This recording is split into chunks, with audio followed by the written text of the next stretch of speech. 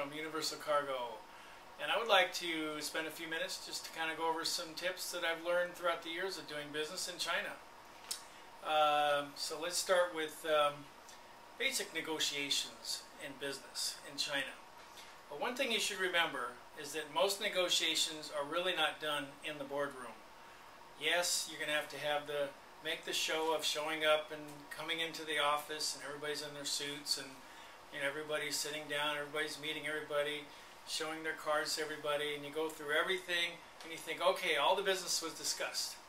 But you're wrong. The real business is really done on the golf course or in the restaurants or most likely in the karaoke bars. So what you kind of have to do is kind of prepare yourself for different stages of negotiations.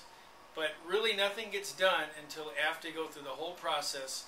And it's really all about making them feel comfortable with you and you feel comfortable with them. And after you get a couple of drinks under the belt, then you're going to kind of get to know each other a little better. And then you're going to get some more honest opinions about what's going on. I can go into more detail about that in another video. Another thing I'd like to bring to your attention is that there's an old saying about doing business in China, and it's called sleep in the same bed but dream different dreams. And basically what that means is that when you're doing business with someone in China, oftentimes you're not really aware that although it looks like you agree on what you're doing together as a partnership or you're doing business together, but their goals and what they're looking for are completely different from what you're looking for.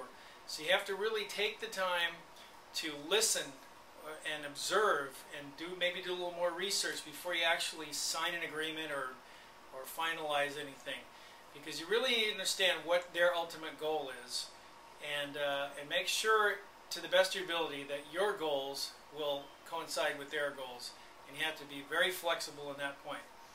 Again, that whole subject can go into all kinds of discussion there. Another old saying in China is that yes sometimes does not mean yes. In fact, most of the time when you are hearing yes in Chinese, it's always dui, which really means okay, or ke yi, which means that's possible, and they're just being polite. And another common saying you're hearing, that you will hear is 没有问题, which means no problem. But what that really means is, that means yes, I will agree to think about possibly one day saying yes. So you have to be very patient and just kind of go along the process there. Another thing to remember when you're doing business in China is that the legal way of doing business in China is totally different than the legal way of doing here.